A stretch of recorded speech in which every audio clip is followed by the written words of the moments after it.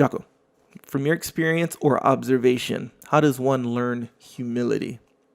And on top of that, talk about gaining more self-confidence. So this here was actually two questions. Mm-hmm. Two questions. One of them, how do you learn humility? And the other one is, how do you gain more self-confidence? Of course, I paired these together because there's a dichotomy in those two, right? Mm-hmm.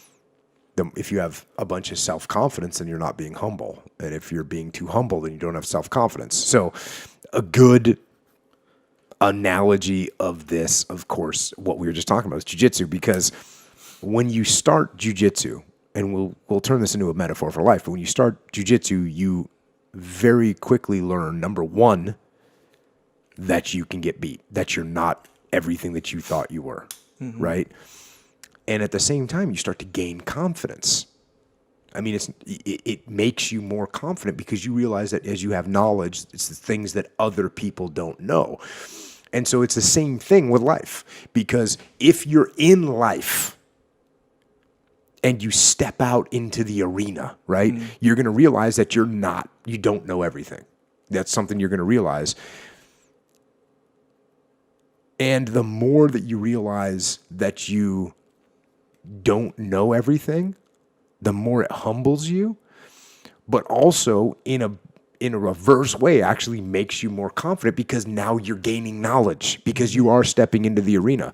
So it's like with jiu-jitsu, when you spar and you roll, you're going to get tapped, yes, but the more you do it, the more confident you get. And the more you accept the fact that you don't know everything, you don't, like the question before, like, what are you embarrassed about? Why would you be embarrassed in the sport? Yeah. Don't be embarrassed.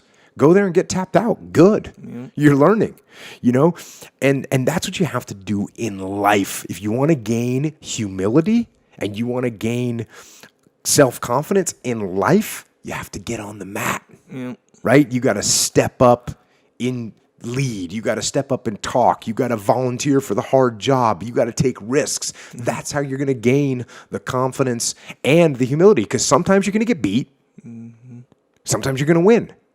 But you won't make any of that progress unless you take the opportunity to step out on the mat, step into the arena, step into the cage, step onto the stage, step up onto the leadership pedestal.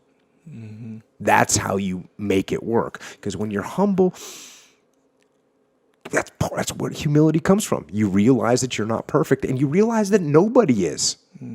So it's like that old thing of walk in and picture everyone with their underwear on or whatever. When you realize that everyone else is human, that increases your confidence. Because you're not looking at everyone like they're masters. No, they're not. They're just other people.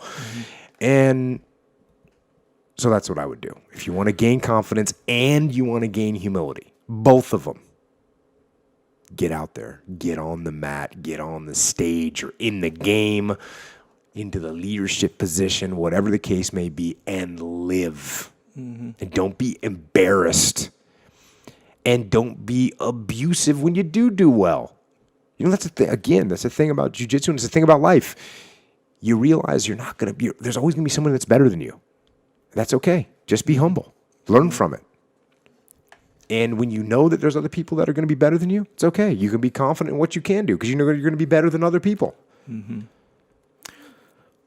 Yeah, I was talking with Greg and Tim today about humility. So there's like internal humility and external humility. So the external humility isn't really humility. It's the guy who's like super respectful when he talks to people and how he talks, but on the inside he's like, I'm better than everyone. That's I know everything. And the opposite is, if someone's the opposite, on the outside he's like, heck yeah, like a Conor McGregor, like I'm the greatest, I'm gonna beat him, my timing is dope and all this stuff and how good I am. But on the inside, when it comes down, when no one's looking, when it's time to train, he's learning from everyone. Some guy, a white belt, gives him a tip. He considers that tip, is this gonna help me? So his humility allows him to learn from everybody, and he ends up being more successful because of that humility. And that's like the internal humility. That's true statements. You know how, some people, they're like, hey, I'm not cocky, I'm confident. Do you think that there's like a difference between cocky and confident? There is absolutely a difference. Yeah. There's absolutely a difference. And it's a dichotomy because you have to be confident but not cocky. Right. Confidence, like, confidence saying, hey, I know I could win this match, or hey, I know I can make this happen, or hey, I know I can lead this mission, or whatever. That's there's nothing wrong with that. Yeah. Cocky is, hey, I know I can win this and I don't even need to train. Or hey, I know I can lead this mission and we don't even need to prepare. Yeah. That's cocky and that's wrong. Right. So confident but not cocky. It's a simple dichotomy of leadership, which is actually in the book. Yeah. So yes, there is a difference. Or you know how some people, they won't do it necessarily in terms of being a leader or anything like that. They'll just do it kind of in life. These people, it's like, yeah, because they talk about themselves all the time or something like that, right? So in those cases, I kind of differentiated it where a cocky person is going to talk about himself and how good he or she or whatever is unprompted.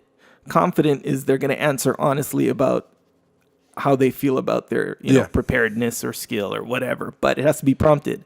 They're not going to just go out of their way and be like, hey, I'm the greatest, But if someone's like, hey, honest question, do you think you're the greatest? And they really think they are the greatest in their experience or whatever, they're going to say the honest thing. That's like a confident versus cocky. My daughter said the other day, I was considering bringing my oldest daughter on the podcast because people ask about parenting a lot. I'm not going to do it. I've decided. Okay. But, I was like, well, what kind of questions would I ask her? And I said, well, I was just kind of experimenting. And I said, tell people something that they wouldn't expect about me or something that you recognize about me. And one of the things she said was she heard me talking to someone about jiu-jitsu that didn't know me. Mm-hmm. And they were like, oh, do you train jiu-jitsu? And I said, oh, yeah, I do. And they said, are you good? And I said, like, I'm all right. I've been training for a while, so I'm all right. And she said, I was really, I was surprised at how humble you were. You've been doing jiu-jitsu for 20 years. And I said, you don't know somebody. First of all, that person might be better than me. Yeah. That's the reality. Yep. I'm like, I'm really good. Yeah.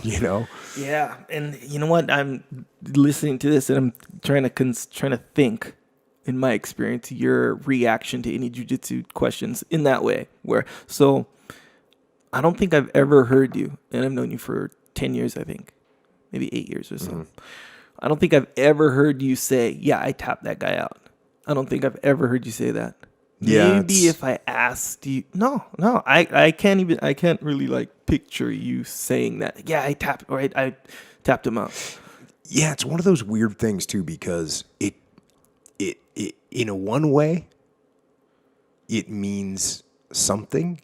In another way, it doesn't mean anything. It means I've been training for longer than you. You made a mistake, Yeah, exactly. And that's kind of the point where in the grand scheme of things, it doesn't matter. You're right. But in this immature way, and a part of that, if you've been doing jiu-jitsu for even a little while, you'll have at least this much of it in you, like, hey, did you tap that guy out kind of thing. And I was reading a thing just kind of online, a little fun thing, where it was like unwritten rules of jiu-jitsu. You don't go and talk about how you tap this guy out today. You don't do that. And that's true. Yeah. But the reason there's an article like that is because there's a small part of that in all of us that wants to say, hey, maybe with your close friends, you'd be like, hey, did you get him? And you'd be like, yeah. Or you'll come home and tell your wife, who doesn't care at all, by the way.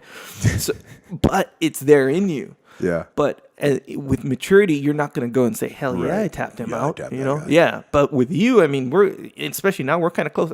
I've never heard you say, yeah, I got him. I tapped him out. Even I remember one time, and I'm not going to say who because he's a well-known guy, and he came and visited, and I rolled with him, and he just beat me. It was back when I was a purple belt. And then you rolled with him. I didn't see the whole roll. I saw you guys rolling, then I asked you afterwards.